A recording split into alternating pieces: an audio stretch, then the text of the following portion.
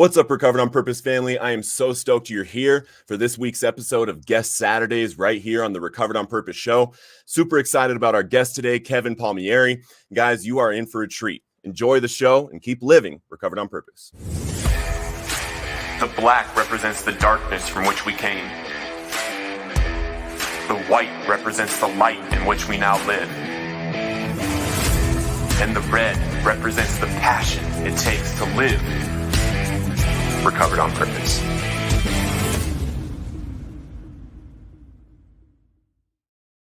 All right, family, I am super excited for the conversation we are having today with Kevin Palmieri. Kevin Palmieri is the CFO, founder, and co-host of Next Level University, a global top 100 self-improvement podcast with more than 1,000 episodes and over 600,000 listens in more than 125 countries.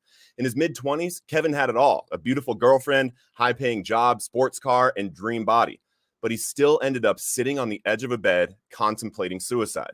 Instead of continuing to fall into the depths of depression, Kevin decided to do something about it and go all in on holistic self-improvement, determined to overcome anxiety, depression, and to finally live the life he'd always dreamed of. Today, Kevin has built a multiple six-figure podcast reaching hundreds of thousands of people around the world, has given hundreds of speeches, trainings, and coaching calls with people all over the world. Kevin said the thing that changed wasn't outside, but, quote, the main thing that changed was me. Awesome. I love it. And Kevin, welcome to the show, brother. Thank you for being here. I appreciate you having me. And after hearing the bio, I always think to myself, let's hope I don't screw this up. That's always my main focus, Adam. I appreciate you having me on, brother. Man, I think it's beautiful that we're able to screw things up now. Yeah. You know, we actually when we've overcome something like that, where we have contemplated suicide, where we've been in this dark place that we overcome. The listeners of this show, most of them have either recovered from addiction or alcoholism or are struggling to do that right now. So whatever comes out of this conversation, man, it's going to serve people. It's going to help people. So I appreciate you being here. Of course. And that's the thing too, is I always try to show up as much as myself as I can. I went from rock bottom to where we are, but there were so many boundaries, there were roadblocks, there were crying sessions, there were happy sessions. So the journey from where you are to where you want to get it can be beautiful, but it's also a challenge. And I always want to talk openly about the upsides and the downsides. Amen. And I love that. And I think that's kind of what life is. Something that I talk about is that, you know, addicts, people like me that have struggled with, you know, IV heroin addiction or these kinds of things that experience that depth of darkness. You know, we're able to appreciate this level of freedom, this level of happiness in a different way than people that have never experienced those depths, right? Yeah. So tell us about, you know, you had it all. In your bio, you talk about in your mid-20s, you had a beautiful girlfriend, you had the high-paying job, the dream body.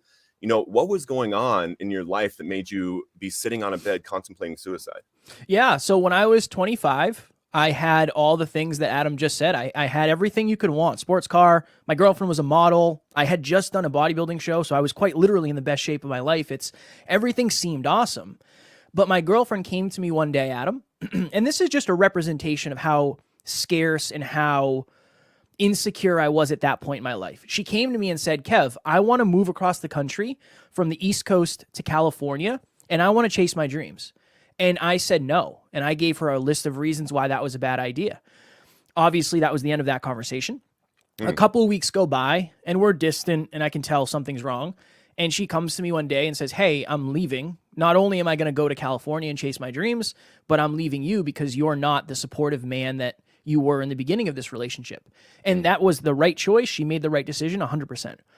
And when that happened, everything got turned upside down. And now I'm thinking, well, who's going to love me? Am I broken? What's going on? Like, what happened? I didn't think this was going to happen this way. But the problem is I leaned more into external things to bring me happiness. So at the time, my job was in the weatherization industry. All that means is we work in buildings and make them more energy efficient. I worked for the state and oftentimes the government. So I got anywhere from $60 to $120 an hour doing this job, which was awesome. No college degree. Cool. I'm crushing it. Love it. Yeah. I wanted to make as much money as humanly possible that next year after we broke up because I thought that would fix my problems. So the year starts, I get promoted. So I'm a foreman now, which means I'm on the job from the very beginning to the very end. Awesome. Love it. And it was the busiest year we ever had. So if you fast forward to the end of the year, I had been on the road for 10 months out of the 12 months, every single week living in hotels because most of our work was on the road. But it was in alignment with what I was trying to do because I wanted to make as much money as possible. So I was standing at my kitchen table. I had my final pay stub in my hands, and I said, did I make $100,000 at 26 with no college degree? And I did. But it was very much the same thing where it looked like I should be really happy. It looked like I had all the results that anybody could ever want, but I was even more miserable, I think, because I assumed the money would fix the internal problems, and I hadn't learned the lesson yet, honestly. So in that moment, I realized that for most of my life, especially that year, I had lived unconsciously, just going through the motions, not really paying attention. The opposite of unconscious is hyperconscious. So I started a podcast called the Hyperconscious Podcast.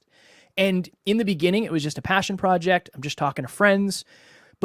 And you know this, Adam, when you start something that's from a place of service and passion and purpose, you fall in love with it really quickly. Yeah. And I fell in love with this podcast right when I started it. And the job that brought me all of this money also now is starting to take away the opportunity for the podcast. And I didn't care about the money. I didn't want to travel. I was so burnt out. So I start calling out of work. I start showing up late. I start leaving the job site early. I just want to do my thing. I don't want to have to live this life on the road anymore. And it just kept getting worse. And I was burnt out and I was staying up for days on end. And it got to the point where I was in a hotel room in New Jersey, which is 6 hours from where I was living.